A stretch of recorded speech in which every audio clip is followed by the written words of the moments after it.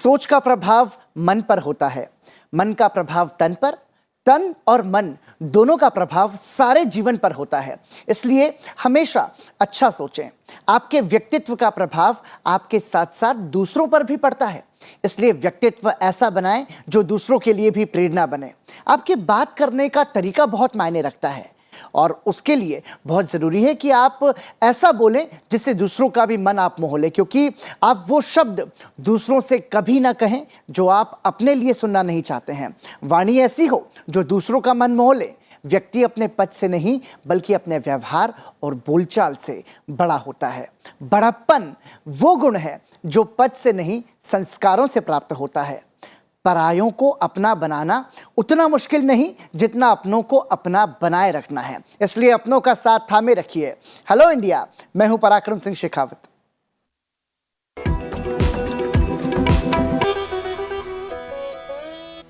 और आइए शुरुआत करते हैं देश की बड़ी राष्ट्रीय सुर्खियों के साथ। धर्म के राजनीतिकरण पर उपराष्ट्रपति ने जताई चिंता। धर्म पर राजनीति को लेकर उपराष्ट्रपति एम वेंकैया नायडू ने नाराजगी जताई।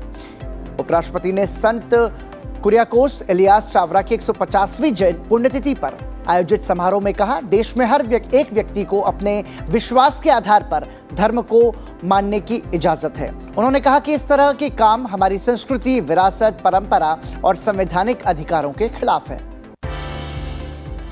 उपराष्ट्रपति एम वेंकैया नायडू ने केरल में ICAI भवन एर्नाकुलम का शिलान्यास किया। समारोह को संबोधित करते हुए उन्होंने चार्टर्ड अकाउंटेंट्स जैसे पेशेवरों से जनता के बड़े लाभ के लिए वित्तीय नियमों और विनियमों को सरल और आसान भाषा में समझाते हुए इस दिशा में काम करने की अपील की। उपराष्ट्रपति ने GST जैसे सुधारों के जरिए कारोबारी माहौल को आसान बनाने के लिए सरकार के प्रयासों की सराहना की। उपराष्ट्रपति ने आज आम जनों के बीच वित्तीय साक्षरता में सुधार की आवश्यकता पर जोर देने की बात भी कही।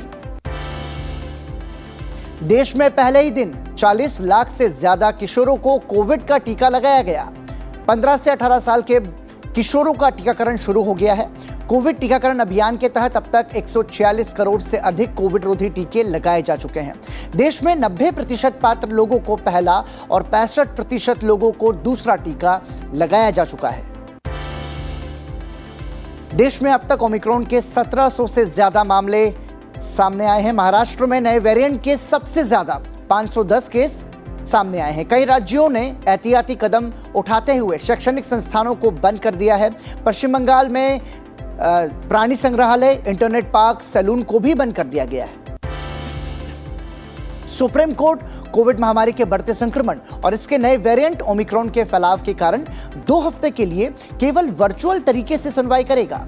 शीतकालीन अवकाश के बाद सुप्रीम कोर्ट सोमवार से खुला।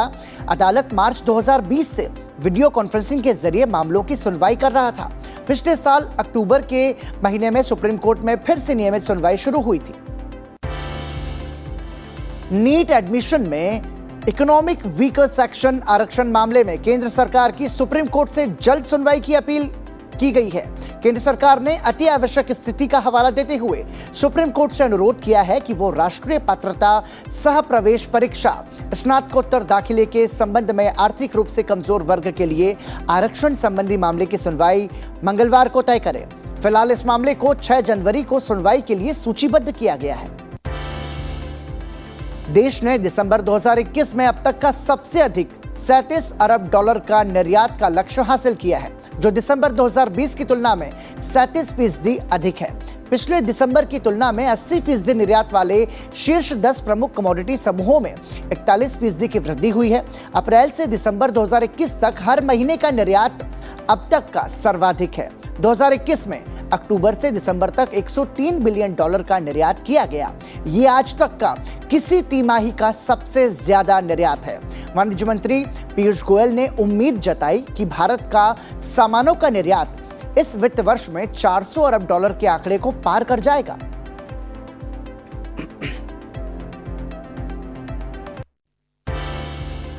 और राष्ट्रीय सुर्खियों के बाद आइए अब नजर डालते हैं NEWS यानी कि देश के चारों कोनों से आ रही राज्यवार सुर्खियों पर। देश में मौजूदा खतरे और उभरती सुरक्षा चुनौतियों की समीक्षा के लिए गृह मंत्री अमित शाह ने एक उच्च स्तरीय सुरक्षा बैठक की। इसमें cross border terrorism, terror financing, cyber spice सहित कई मुद्दों पर चर्चा हुई।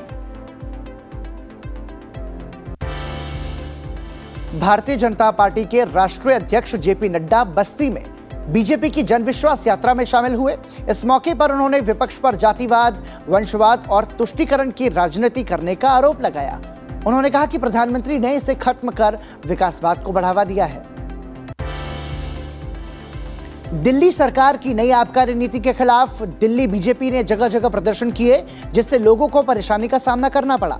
अक्षरधाम, बदरपुर बॉर्डर, लोनी बॉर्डर, लक्ष्मी नगर, आजादपुर, पंजाबी बाग में लोग जाम से जूझते हुए नजर आए। केंद्रीय मंत्री स्मृति ईरानी और उत्तर प्रदेश के मुख्यमंत्री योगी आदित्यनाथ ने अमेठी में 500 बिस्तरों वाले मेडिकल कॉलेज की आधारशिला रखी। इस मौके पर मुख्यमंत्री योगी आदित्यनाथ ने कहा कि उन्होंने जो कहा उसे करके दिखाया है।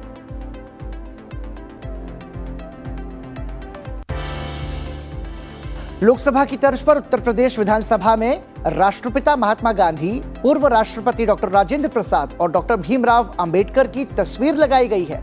मुख्यमंत्री योगी आदित्यनाथ ने इन तस्वीरों का अनावरण किया। आम आदमी पार्टी के संयोजक और दिल्ली के मुख्यमंत्री अरविंद केजरीवाल ने उत्तराखंड नवनिर्माण के संकल्प के साथ नव परिवर्तन यात्रा की शुरुआत की। इस मौके पर केजरीवाल ने एक्स सर्विसमैन को नौकरी देने का वादा किया।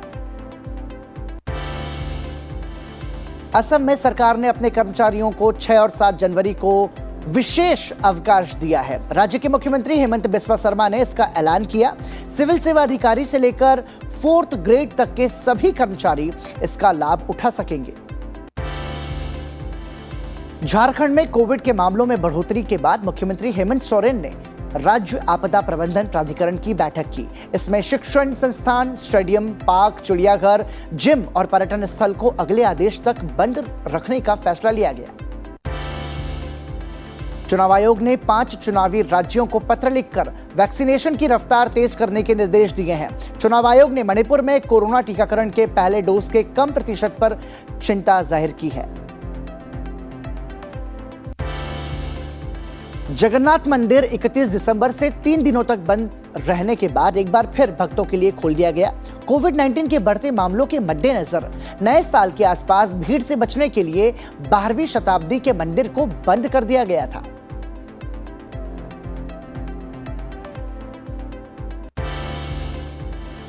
और आइए अब नजर डालते हैं अंतर्राष्ट्रीय सुर्खियों पर। विभिन्न मोर्चों पर तनाव के बीच रूस के राष्ट्रपति व्लादिमीर पुतिन और तुर्की के राष्ट्रपति रजब तय्यप अर्दोआन ने फोन पर बातचीत की। इस बातचीत को काफी अहम समझा जा रहा है क्योंकि दोनों ही देश अलग अलग मोर्चों पर कई गतिरोध का सामना कर रहे हैं। एक और रूस यूक्रेन के नेटो में शामिल होने के डर से यूक्रेन पर हमला करने की धमकी दे रहा है, तो वहीं दूसरी ओर रूस तुर्की से इसलिए नाराज है क्योंकि उसने यूक्रेन को अपने हथियार बेचे हैं। रूस को डर है कि 2 पूर्वी क्षेत्रों में इन हथियारों का इस्तेमाल यूक्रेन उसके अलगाववादी समर्थकों पर हमला करने के लिए कर सकता है। वहीं तुर्की नेटो का सदस्य भी है और इसकी इस संगठन में दूसरी सबसे बड़ी सेना है। सूडान के प्रधानमंत्री अब्दुल्ला हमदोक ने सैन्य तख्तापलट से पैदा राजनीतिक गतिरोध की वजह से इस्तीफा दे दिया है। उन्होंने हाल ही में लोकतंत्र समर्थक प्रदर्शनकारियों पर सेना के बल प्रयोग के विरोध में यह निर्णय किया है। सशस्त्र बलों की हिंसा में 2 लोग मारे गए थे। अब्दुल्ला हमदोक ने पिछले साल सेना के साथ राजनीतिक समझौता किया था। वो संयुक्त राष्ट्र के पूर्व अधिकारी हैं और उन्हें सूडान में लोकतांत्रिक सरकार के प्रमुख चेहरे के रूप में भी जाना जाता है। इजराइल जल्दी ही 60 वर्ष और उससे अधिक आयु के लोगों को कोरोना वैक्सीन की 4था टीका लगाना शुरू करेगा।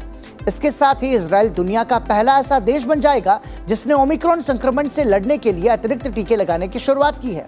प्रधानमंत्री नफ्ताली बेनेट ने एक संवाददाता सम्मेलन में कहा कि 4थी खुराक उन चिकित्सा कर्मचारियों को भी उपलब्ध कराई जाएगी जिन्होंने कम से कम 4 महीने पहले टीका लिया था। विश्व स्वास्थ्य संगठन WHO के प्रमुख टेड्रोस एडनॉम घेब्रेयेसस ने कहा है कि वर्ष 2022 में कोविड महामारी समाप्त हो जाएगी। उन्होंने एक संदेश में कहा है कि कोई भी देश महामारी से बाहर नहीं है। हमारे पास इस महामारी की रोकथाम के लिए कई नए साधन हैं।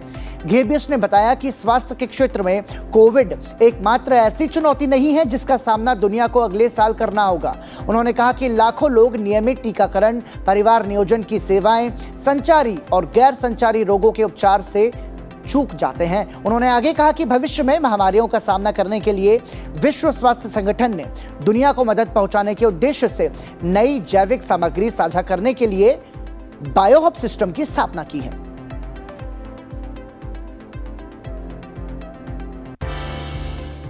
देश में पहले ही दिन 40 लाख से ज्यादा किशोरों को कोविड का टीका लगाया गया।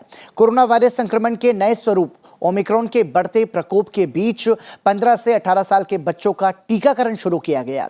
टीकाकरण को लेकर किशोरों में खासा उत्साह देखने को मिला। देश भर में अभिभावक अपने बच्चों को लेकर टीकाकरण केंद्र पर पहुंचे। ये तस्वीरें हैं देश के अलग अलग शहरों की, जहां कोविड टीका लगाने के लिए बड़ी तादाद में युवा पहुंचे। राजस्थान में लोकसभा अध्यक्ष ओम बिरला ने कोटा में 15 से 18 साल के किशोरों के लिए वैक्सीनेशन कार्यक्रम का उद्घाटन किया। वहीं उत्तर प्रदेश के मुख्यमंत्री योगी आदित्यनाथ ने राजधानी लखनऊ के सिविल अस्पताल में 15 से 18 साल के बच्चों के कोविड टीकाकरण का शुभारंभ किया। राजस्थान में मुख्यमंत्री अशोक गहलोत ने भी 15 से 18 वर्ष की उम्र के किशोर किशोरियों का टीकाकरण अभियान जयपुर के गणगौरी बाजार स्थित राजकीय बालिका स्कूल से लॉन्च किया। वहीं गुजरात, उत्तराखंड और कर्नाटका समेत दूसरे राज्यों में भी बड़ी तादाद में युवा कोविड टीका लगवाने के लिए टीकाकरण केंद्रों पर पहुंचे। इस मौके पर देश भर में टीकाकरण केंद्रों पर विशेष इंतजाम किए गए थे।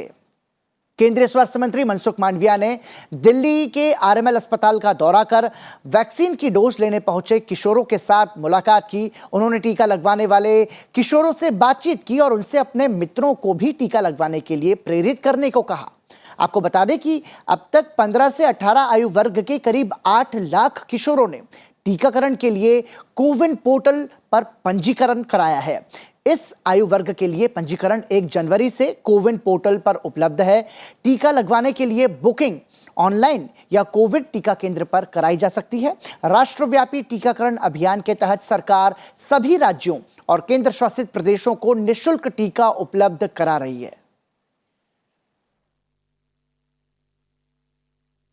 और संसद टीवी आप सभी दर्शकों से फिर अपील करता है कि 15 से 18 आयु वर्ग के जो तमाम किशोर हैं, आपके परिवार में हो या फिर आपकी जानकारी में है, तो उन्हें ज़रूर आप टीकाकरण के लिए प्रेरित करें, क्योंकि ये लड़ाई हम सबको साथ मिलकर लड़नी है। और आइए अब नजर डालते हैं आज की गतिविधियों पर।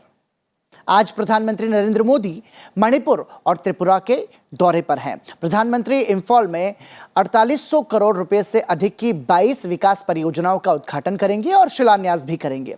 साथ ही साथ अगरतला में महाराजा वीर विक्रम हवाई अड्डे पर नए एकीकृत टर्मिनल भवन का उद्घाटन भी प्रधानमंत्री नरेंद्र मोदी आज करेंगे। आज राज्यसभा की याचिका समिति की बैठक संसद भवन परिसर में आयोजित होगी।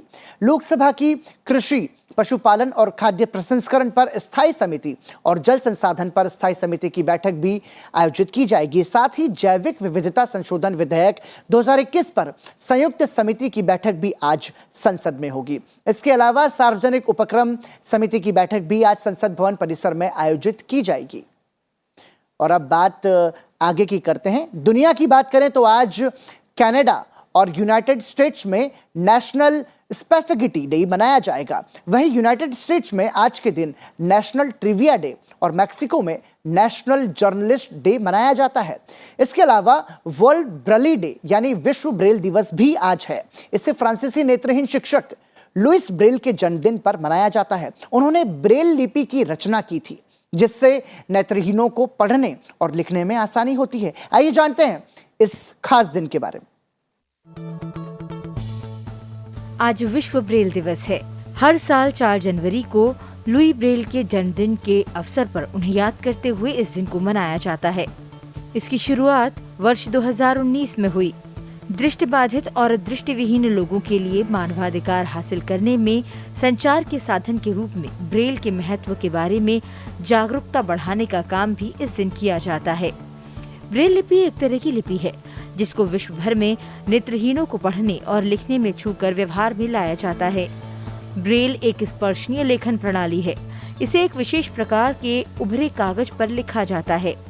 इसकी संरचना फ्रांसीसी नेत्रहीन शिक्षक और आविष्कारक लुईस ब्रेल ने सन 1821 में की थी। इन्हीं के नाम पर इस पद्धति का नाम ब्रेल लिपि रखा गया। ब्रेल लिपि के आविष्कार के बाद विश्व भर में नेत्रहीन, दृष्टिहीन या आंशिक रूप से नेत्रहीन लोगों की जिंदगी बहुत हद तक आसान हो गई। इसकी सहायता से ऐसे कई लोग अपने पैरों पर खड़े हो सके हैं। इस दिन दिव्यांगजन अधिकार अधिनियम, नेत्र रोगों की पहचान, रोकथाम और पुनर्वास विषय पर कई तरह के कार्यक्रमों का आयोजन भी होता है। तो ब्रेल लिपि अपने आप में महत्वपूर्ण है, खासतौर से उनके लिए जो देख नहीं सकते हैं। और इसी के साथ फिलहाल समय है एक छोटे से ब्रेक का। आप बने रहिए हमारे साथ। ब्रेक के बाद आपको बताएंगे आज के दिन से जुड़ा इतिहास।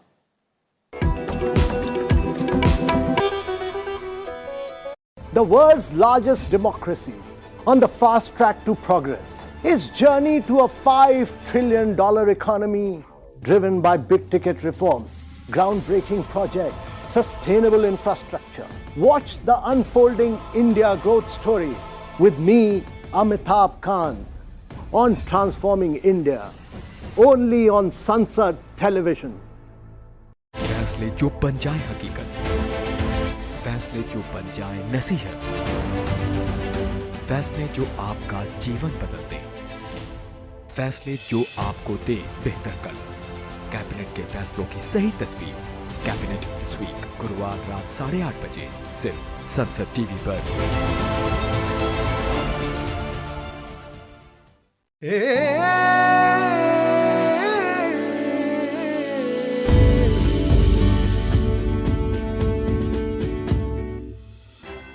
Universal adult franchise was not an idea given to India by British, but was a concept first introduced in 1895 when rule by Indians was the prevailing topic of discussion among the elites.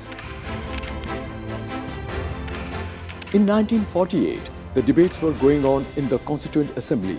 The purpose was to determine the fate and direction of shaping New India. Elections were decided not to be limited to few, but all adults. Universal adult franchise was adopted, and just like that, Indians were now the masters of their own destiny. Caste, creed, gender or religion did not matter. All could exercise their right to vote, at least for those who were of age 21 and above. This decision truly gave a say to millions of those who never had any part in shaping their future, let alone deciding the fate of their country. Though India did see elections in 1937 and 1942 for the provincial and federal legislatures, which allowed Indians a very limited say in administration, these elections had been held based on limited franchise, where right to vote was restricted only to property owners and Indians paying income tax. Therefore, the pool of voters was very small. The 1946 elections to the Constituent Assembly also followed the same model. So, post-independence, after deciding on an adult franchise, the next step was a mammoth one, to draw up a list of voters from all over India. Everyone over the age of 21 was to be included. Under the first Chief Election Commissioner, Sukumar Sen's historical supervision, over 16,500 clerks conducted a door-to-door survey and put around 17 million Indians, men and women, in a list, making them eligible to vote. On the polling day, there were large queues of these Indians who were given a voice of their own. This really was true empowerment and triumph of Indians after centuries of despair. The idea of India, firmly embedded in democratic values, had finally taken wings.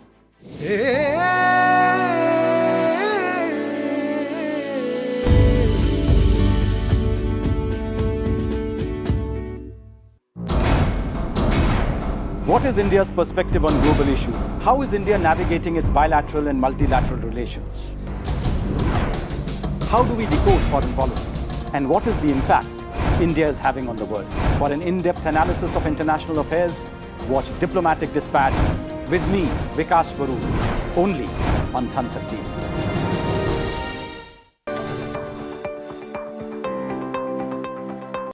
संसद की प्रक्रिया हमारी संसद की इस कड़ी में आज चर्चा उन प्रक्रियाओं की जिन्हें आप बार बार सुनते हैं। आज बड़ी ही आसान भाषा में हम आपको इस बारे में बताने जा रहे हैं। सबसे पहले स्थगन, एडजर्नमेंट। स्थगन एक निश्चित समय के सदन की कार्यवाही को निलंबित कर देता है, जो घंटे, दिन या सप्ताह का हो सकता है, लेकिन वो तय होता है। सदन की कार्यवाही को स्थगित करने की शक्ति सदन के पीठासीन अधिकारी के पास होती है। सदन की कार्यवाही आज दिनांक 12 बजे तक के लिए स्थगित की जाती है। अनिश्चित काल के लिए स्थगन, एडजर्नमेंट सिने दिया, मतलब अनिश्चित काल के लिए संसद की कार्यवाही को समाप्त करना।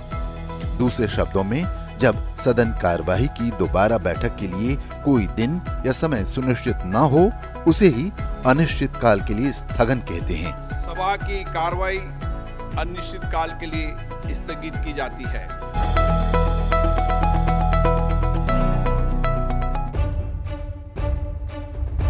गांव की गलियों, शहरों की सड़कों से संघर्ष के रास्ते होकर पहुंचते हैं संसद, बनते हैं आपकी आवाज, उठाते हैं आपके मुद्दे, आपके जनप्रतिनिधि, लोकतंत्र के प्रहरी, आपके सांसद।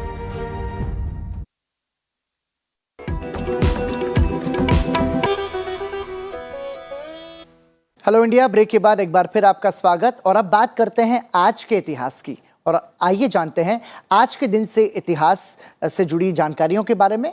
एक नजर डालते हैं कि इतिहास के पन्नों में 4 जनवरी के नाम क्या खास घटनाएं दर्ज हैं।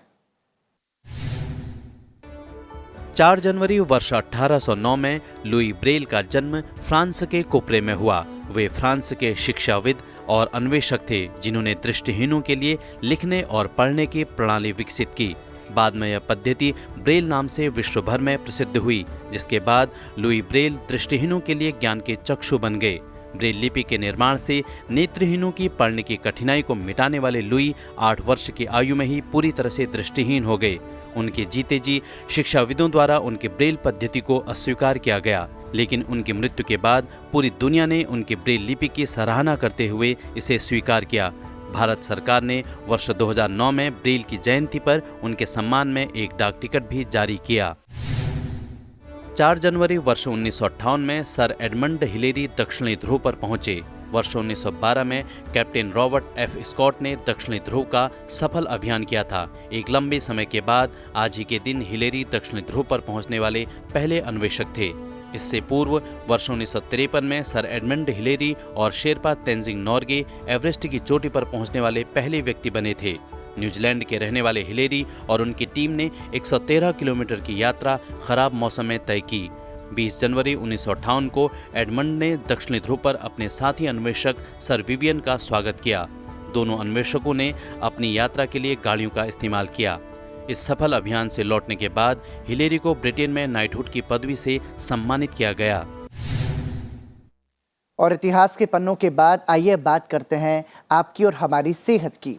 वेरिकोज वेन्स, आप में से बहुत से लोगों ने इसके बारे में सुना होगा। इसमें पैरों की नसों में सूजन आ जाती है, जिसके कारण चलना फिरना तक मुश्किल हो जाता है। इसमें नसों का आकार बढ़ जाता है, जिससे वो नजर आने लगती हैं। वेरिकोज वेन्स के मरीजों को अपने खानपान में क्या शामिल करना चाहिए, क्या नहीं खाना चाहिए, आइए जानते हैं हमारे एक्सपर्ट से।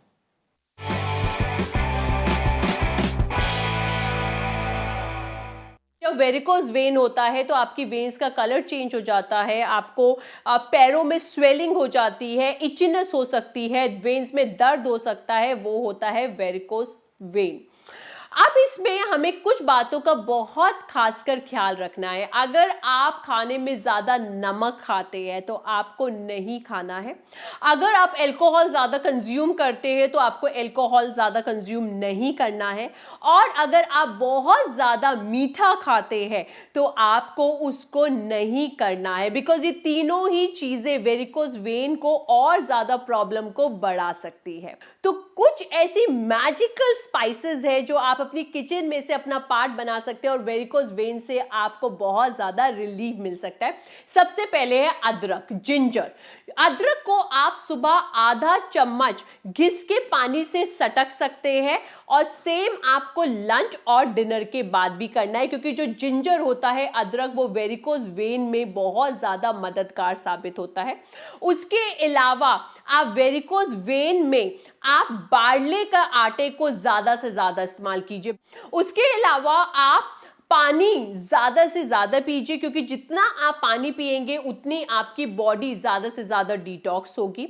उसके अलावा वेरिकोज वेन में आप हल्दी भी ले सकते हैं, तो सुबह आप आधा चम्मच हल्दी को भी पानी के साथ सटक सकते हैं। अगर आप बहुत ज़्यादा डेयरी प्रोडक्ट्स लेते हैं, जैसे दूध हो गया, दही हो गया, आपका पनीर हो गया, तो उसका कंजप्शन आपको कम करना है, अदरवाइज आपके वेरिकोज वेन में हार्म भी हो सकता है। तो इन छोटी छोटी बातों को हमें ध्यान रखना है और आप देखेंगे कि आपकी वेरिकोज वेन का जो दर्द है, प्रॉब्लम है, वो आपसे दूर जाता चला जाएगा। तो इसी के साथ अपनी सेहत का ख्याल रखिए और आइए अब नजर डालते हैं संसद टीवी पर आज दिन भर प्रसारित होने वाले कार्यक्रमों पर। हेलो इंडिया के बाद सुबह 9:30 बजे से आप देख सकते हैं हमारा विशेष कार्यक्रम ट्रांसफॉर्मिंग इंडिया। सुबह 10 बजे संसद टीवी पर आप देख सकते हैं अभिव्यक्ति। शाम के कार्यक्रमों की बात करें तो शाम 7 बजे समसामयिक मुद्दे पर संसद टीवी की बड़ी बहस, मुद्दा आपका। शाम 7:30 बजे आप संसद टीवी पर देख सकते हैं संसद संवाद और रात 8 बजे दिन भर की बड़ी घटनाओं पर आधारित हिंदी न्यूज बुलेटिन, खबरों से जुड़ा हुआ यह खास कार्यक्रम आज की खबर। रात 8:30 बजे संसद टीवी पर आप देख सकते हैं हेल्दी इंडिया और रात 9:30 बजे आप संसद टीवी पर जरूर देखिए पर्सपेक्टिव। रात 10 बजे बिल्स एंड इनसाइट।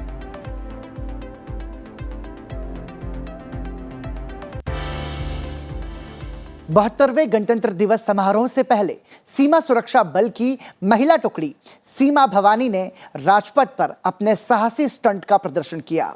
यह दूसरा मौका है जब सीमा भवानी की टीम राजपथ पर गणतंत्र दिवस परेड के दौरान अपने स्टंट का प्रदर्शन करेगी। 2016 में सीमा भवानी टीम का गठन किया गया था और इसने 2018 में पहली बार रिपब्लिक डे परेड में भाग लिया था। चलते चलते आपको दिखाते हैं राजपथ पर सीमा भवानी के साहसी स्टंट का प्रदर्शन। आप में से बहुत से लोग आज ये सोच रहे होंगे कि आज मेरी सहयोगी प्रीति मेरे साथ में नहीं है। दरअसल कोविड प्रोटोकॉल को ध्यान में रखते हुए संसद टीवी ने अपने हेलो इंडिया शो को, जो कपल एंकर होता था, अब वो हम आज से सिंगल एंकर शो की शुरुआत हमने आज से की है। और इस अपील के साथ आप सभी दर्शकों से ये अपील एक बार फिर संसद टीवी करता है कि जो कोविड के संक्रमण की जो स्थिति है उसको ध्यान में रखते हुए आप जितना हो सके जरूरी होने पर ही घर से बाहर निकले, कोविड प्रोटोकॉल का पालन करते रहें और जो 15 से 18 वर्ष के आयु वर्ग के जो किशोर हैं उन्हें वैक्सीन के लिए प्रेरित करें और अपना ध्यान रखें। इसी के साथ आप सीमा भवानी के साहसी स्टंट का प्रदर्शन देखिए। मुझे दीजिए इजाजत। नमस्कार।